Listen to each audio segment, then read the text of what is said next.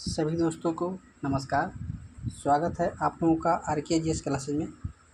आज हम ancient history के वैदिक काल से संबंधित महत्वपूर्ण क्वेश्चन करेंगे जो विभिन्न एग्जामों के लिए महत्वपूर्ण हैं, जैसे कि SSC, बैंकिंग, रेलवे, NTPC इत्यादि एग्जाम के लिए महत्वपूर्ण है। तो आइए शुरू करते हैं आज का पहला क्वेश्चन।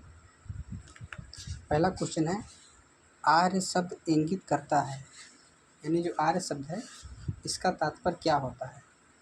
तो पहला है निर्जातीय समूह को, बी है यायावरी जन को, सी है भाषा समूह को और डी है श्रेष्ठ वंशज को या श्रेष्ठ वंश को।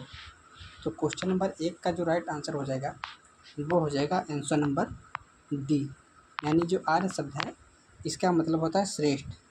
तो पहले का राइट आंसर हो जाएगा आंसर नंबर डी, यानी श्रेष्ठ वंश को संदर्भित करता है। आइए देखते हैं क्वेश्चन नंबर 2। क्लासिकीय संस्कृत में आर्य शब्द का क्या अर्थ है। पहला है ईश्वर में विश्वासी, बी है एक वंशानुगत जाति, सी है किसी विशेष धर्म में विश्वास रखने वाला और डी है एक उत्तम व्यक्ति। तो क्वेश्चन नंबर 2 का जो राइट आंसर हो जाएगा वो हो जाएगा एक उत्तम व्यक्ति, यानी एक श्रेष्ठ व्यक्ति। तो 2 का राइट आंसर हो जाएगा आंसर नंबर डी। आइए देखते हैं क्वेश्चन नंबर 3। सबसे पुराना वेद कौन सा है। पहला है यजुर्वेद, बी है ऋग्वेद, सी है सामवेद और डी है अथर्ववेद। तो जो सबसे पुराना वेद है वो है आपका ऋग्वेद, यानी 3 का राइट आंसर हो जाएगा आंसर नंबर बी, यानी ऋग्वेद जो है वो सबसे पुराना वेद है। वेद की बात करें तो भारत में 4 वेद हैं, जो भारतीय साहित्य में 4 वेद हैं जो हैं आपके ऋग्वेद सबसे पुराना, उसके बाद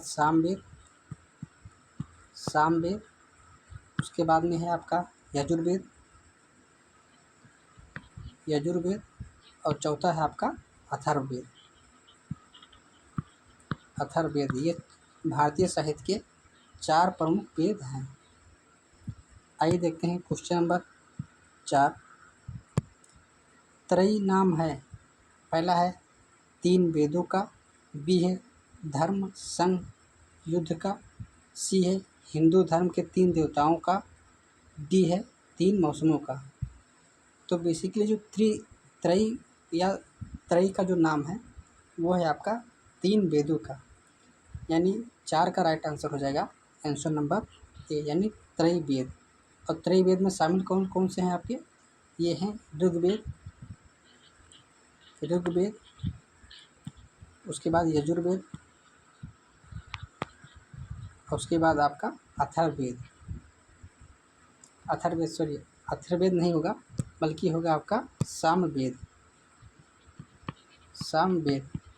तो ये आप लोग याद रखिएगा, जो त्रयी वेद होते हैं बेसिकली वो होते हैं ऋग्वेद, यजुर्वेद और सामवेद। अथर्ववेद को त्रयी वेद में शामिल नहीं किया जाता है। आइए देखते हैं क्वेश्चन नंबर 5। किस वैदिक ग्रंथ में वर्ण शब्द का सर्वप्रथम नामोल्लेख मिलता है। पहला है ऋग्वेद में, बी है अथर्ववेद में, सी है सामवेद में, डी है यजुर्वेद में। तो जो वर्ण शब्द का जो सर्वप्रथम उल्लेख हुआ है वो हुआ है आपका ऋग्वेद में, यानी 5 का जो राइट आंसर हो जाएगा वो हो जाएगा आंसर नंबर ए, यानी ऋग्वेद। आइए देखते हैं क्वेश्चन नंबर 6। वर्ण व्यवस्था से संबंधित पुरुष सूक्त मूलतः पाया जाता है।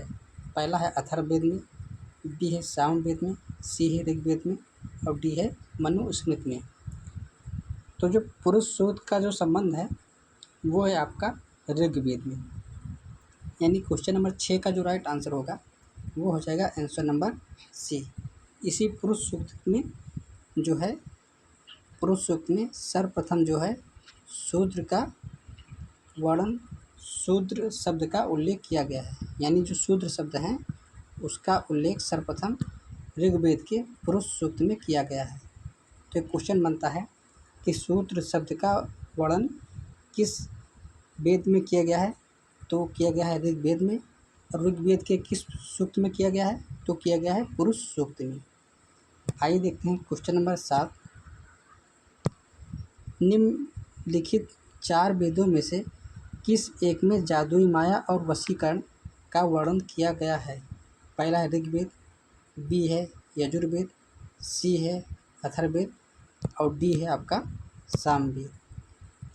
तो जो जादुई माया या वशीकरण का वर्णन जो किया गया है वो किया गया है आपका अथर्ववेद में। यानी 7 का जो राइट आंसर हो जाएगा वो हो जाएगा आंसर नंबर सी, यानी अथर्ववेद। अथर्ववेद की बात करें तो अथर्ववेद में कुल 20 अध्याय हैं। कुल कितने अध्याय हैं?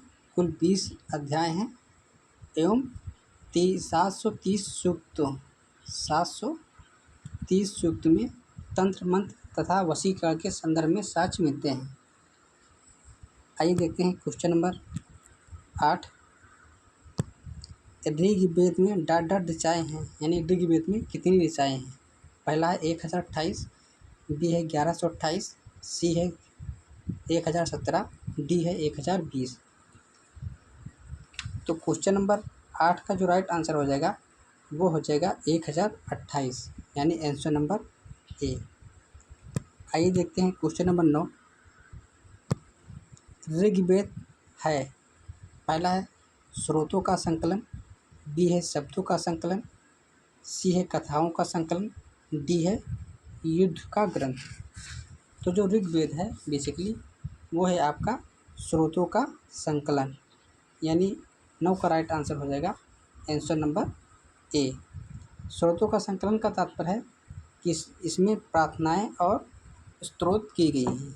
इसमें जो है प्रार्थनाएं और स्रोत की गई हैं, इसीलिए कहते हैं कि इसमें स्रोतों का संकलन है। आइए देखते हैं क्वेश्चन नंबर 10। निम्नलिखित में से कौन सा ब्राह्मण ग्रंथ ऋग्वेद से संबंधित है।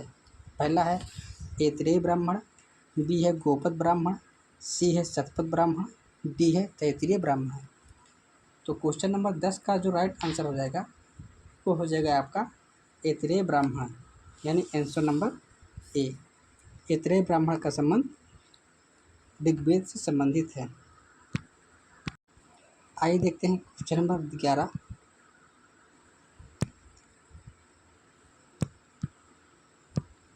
गोपद ब्राह्मण संबंधित है, पहला है यजुर्वेद से, बी है अथर्ववेद से, सी है ऋग्वेद से, डी है सामवेद से। तो जो गोपद ब्राह्मण का संबंध है वो है आपका अथर्ववेद से, यानी 11 का राइट आंसर हो जाएगा आंसर नंबर बी। आइए देखते हैं क्वेश्चन नंबर 12।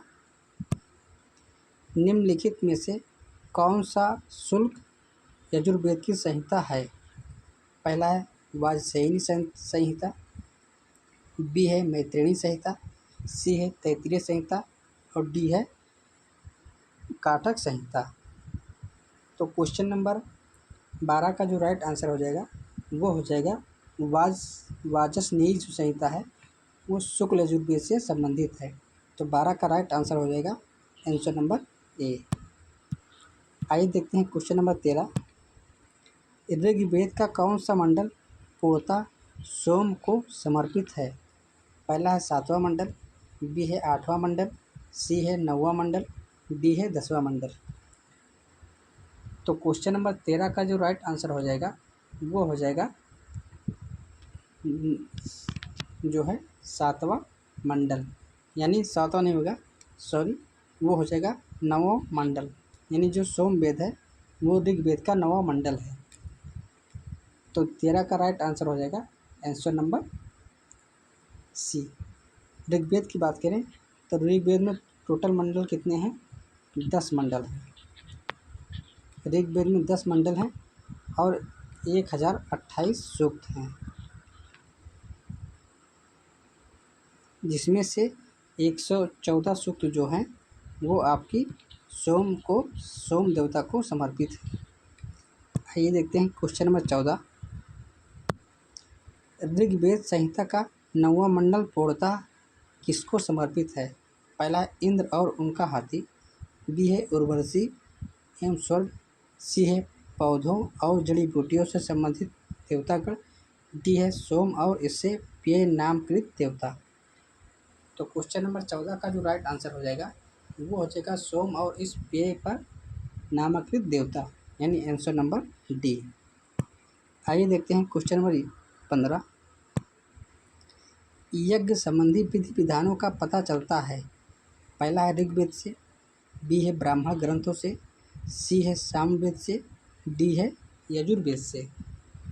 तो जो यज्ञ का जो विधान संबंधी जिससे पता चलता है वो चलता है आपका यजुर्वेद से, यानी 15 का राइट आंसर हो जाएगा आंसर नंबर डी यजुर्वेद।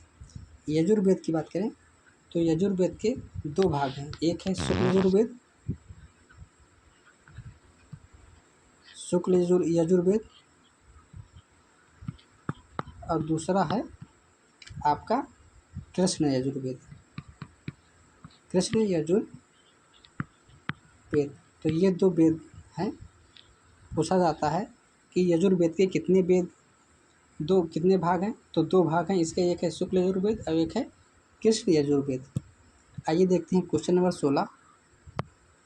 निम्नलिखित में से किसका संकलन ऋग्वेद पर आधारित है? पहला है यजुर्वेद, बी है सामवेद, सी है अथर्ववेद, डी है इनमें से कोई नहीं। तो जो ऋग्वेद पर आधारित संकलन किया गया है वो किया गया है आपका सामवेद, यानी 16 का राइट आंसर हो जाएगा आंसर नंबर बी। सामवेद की बात करें तो सामवेद में कुल 1875 ऋचाएँ हैं, कुल 1875 ऋचाएँ हैं। आइए देखते हैं क्वेश्चन नंबर 17। भारत के किस स्थल की खुदाई से लौह धातु के प्रचलन के प्राचीनतम प्रमाण मिले हैं? पहला है तक्षशिला, बी है अंतरजी खेड़ा, सी है हस्तिनापुर, सी है कौशाम्बी, डी है हस्तिनापुर। तो क्वेश्चन नंबर 17 का जो राइट आंसर हो जाएगा वो हो जाएगा आपका अंतरजी खेड़ा, यानी 17 का राइट आंसर हो जाएगा answer number B. Atranji Kheda में है खुदाई के दौरान लौह धातु के प्राचीनतम साक्ष्य प्राप्त हुए हैं। आइए देखते हैं क्वेश्चन नंबर 18। उपनिषद पुस्तकें हैं। पहला धर्म पर, बी है योग पर, सी है विधि पर और डी है दर्शन पर। तो जो उपनिषद पुस्तकें आधारित हैं वो आधारित हैं जो है दर्शन पर। तो क्वेश्चन नंबर 18 का जो राइट आंसर हो जाएगा वो हो जाएगा आंसर नंबर डी। इसी दर्शन को हम वेदांत भी कहा जाता है, यानी दर्शन को वेदांत भी कहते हैं। आइए देखते हैं क्वेश्चन नंबर 19। उपनिषदों का मुख्य विषय है। पहला है सामाजिक व्यवस्था, बी है दर्शन, सी है विधि, डी है राज्य। तो जो उपनिषदों का मुख्य विषय है बेसिकली वो है आपका दर्शन, यानी आंसर नंबर बी। आइए देखते हैं क्वेश्चन नंबर 20। निम्नलिखित में से किस एक वैदिक साहित्य में मोक्ष की चर्चा मिलती है? पहला है ऋग्वेद में, बी है परवर्ती साहित्य में, सी है ब्राह्मण में, डी है उपनिषद में। तो मोक्ष की चर्चा जिस वैदिक साहित्य में मिलती है वो मिलते हैं आपकी उपनिषद में, यानी 20 का राइट आंसर हो जाएगा आंसर नंबर डी। इन्हीं उपनिषदों में पहली बार यानी प्रथम बार जो है मोक्ष की चर्चा की गई है। तो एक क्वेश्चन यहाँ से बनता है कि मोक्ष की चर्चा प्रथम बार किस में की गई है? तो की गई है आपकी उपनिषद में। आइए देखते हैं क्वेश्चन नंबर 21।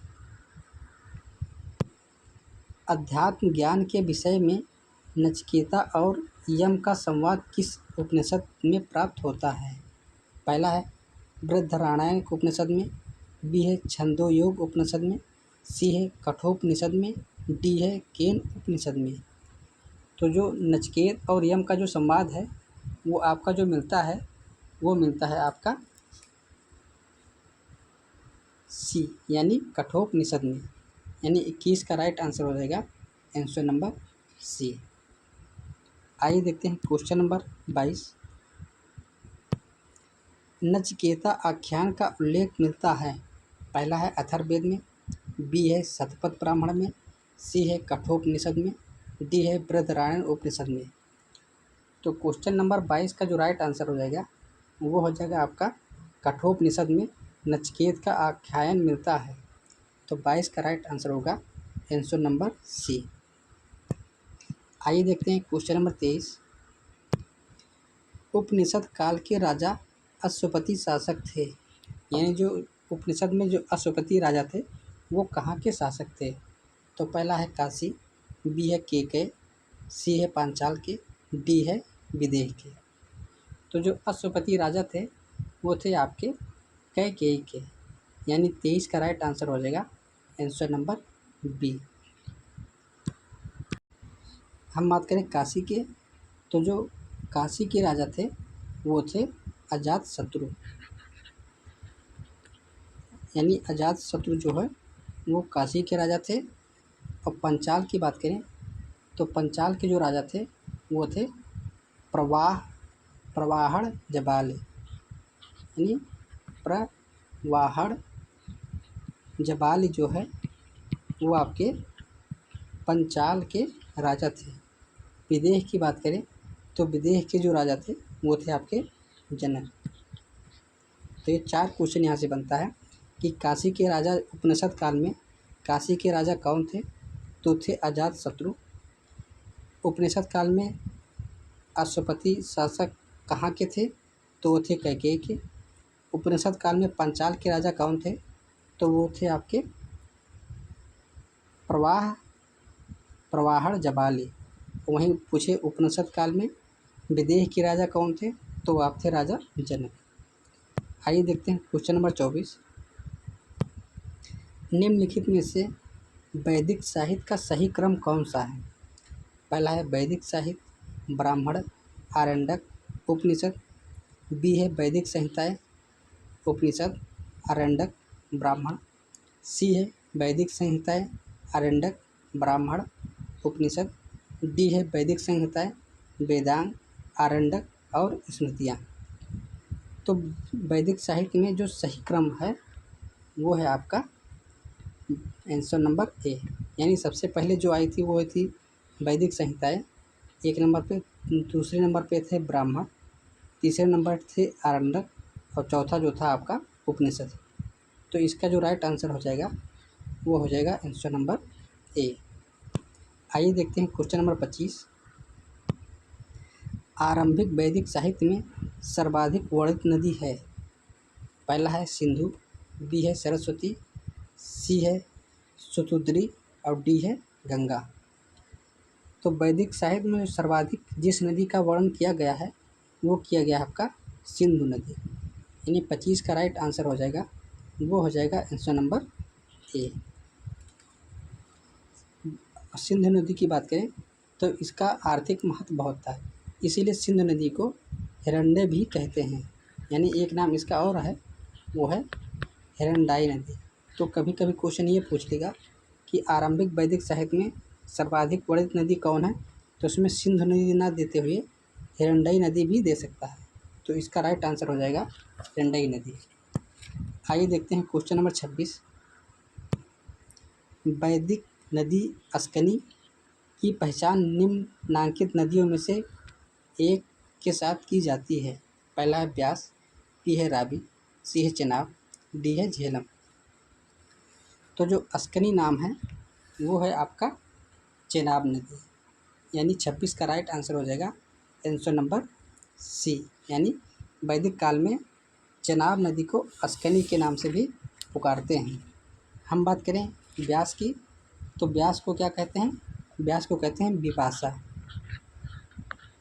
ब्यास का जो वैदिक नाम है वो है विपाशा, और रावी का जो नाम है वो है आपका परशुरेवी नदी। और झेलम की बात करें तो झेलम का जो नाम है वैदिक में वो है आपका वितस्ता। यानी वितस्ता नदी झेलम को कहते हैं। आइए देखते हैं क्वेश्चन नंबर 27। ऋग्वेद में निम्नलिखित किन नदियों का उल्लेख अफगानिस्तान के साथ आर्यों के संबंध का सूचक है? पहला है अस्कनी, बी है कोभा या कुमु, सी है परशुरबी और डी है बिपाशा और सतुद्री। तो क्वेश्चन नंबर 27 का जो राइट आंसर हो जाएगा वो हो जाएगा आपका कुंभा एवं कुर्मु। यहाँ कुमु नहीं होगा, वो हो जाएगा कुर्मु। तो 27 का राइट आंसर होगा आंसर नंबर बी। कुभा की बात करें तो कुभा को क्या कहते हैं? कुभा को कहते हैं काबुल नदी, कुभा को कहते हैं काबुल नदी, और कुर्मु को जो कहते हैं वो कहते हैं कुर्रम नदी। इनका यानी जो ऋग्वेद में नाम है वो है कुर्रम नदी। अस्कनी की बात करें तो अस्कनी को क्या कहते हैं? वो कहते हैं सिंधु, सिंधु नदी कहते हैं। आइए देखते हैं क्वेश्चन नंबर 28। वैदिक नदी कुभा का स्थान कहाँ निर्धारित होना चाहिए? पहला है अफगानिस्तान में, बी है चीनी तुर्किस्तान में, सी है कश्मीर में, डी है पंजाब में। तो क्वेश्चन नंबर 28 का जो राइट आंसर हो जाएगा वो हो जाएगा अफगानिस्तान, यानी आंसर नंबर ए। आइए देखते हैं क्वेश्चन नंबर 29। महाभारत काल में महानदी का नाम था। ये बहुत ही महत्वपूर्ण क्वेश्चन है। पहला है कावेरी, बी है ताप्ती, सी है महानंदा, डी है गंगा। तो महाभारत काल में जो महानदी का नाम था वो था आपका भीष्म पर्व, यानी इसमें एक ऑप्शन और है, डी है इनमें से कोई नहीं। तो इसमें महाभारत काल में जो महानदी है उसका नाम होगा भीष्म नदी। भीष्म नदी नहीं होगा, सॉरी, इसका होगा चित्रोत्पला, यानी चित्रोत्पला जो है महानदी को महाभारत काल में कहते हैं। तो 29 का जो राइट आंसर होगा वो हो जाएगा इनमें से कोई नहीं। आइए देखते हैं क्वेश्चन नंबर 30। निम्नलिखित में से कौन सी प्रथा उत्तर वैदिक काल यानी पोस्ट वैदिक में प्रचलित हुई? पहला है धर्म अर्थ काम मोक्ष, बी है ब्राह्मण क्षत्रिय वैश्य शूद्र, सी है ब्रह्मचर्य गृहस्थाश्रम वानप्रस्थ संन्यास, डी है इंद्र सूर्य रुद्र मारुत। तो जो उत्तर वैदिक काल में जो व्यवस्था प्रचलित हुई थी वो प्रचलित थी आपकी ए और सी, यानी धर्म अर्थ काम मोक्ष और ब्रह्मचर्य गृहस्थाश्रम वानप्रस्थ और संन्यास। तो 30 का जो राइट आंसर हो जाएगा वो हो जाएगा ए भी होगा और सी भी होगा। तो इस हिसाब से ए और सी सही है। तो आज के लिए इतना ही। आप लोग वीडियो को लाइक कीजिए, शेयर कीजिए और चैनल को सब्सक्राइब कीजिए। कल एक और नए वीडियो मिलेंगे, तब तक के लिए नमस्कार, जय हिंद, वंदे मातरम।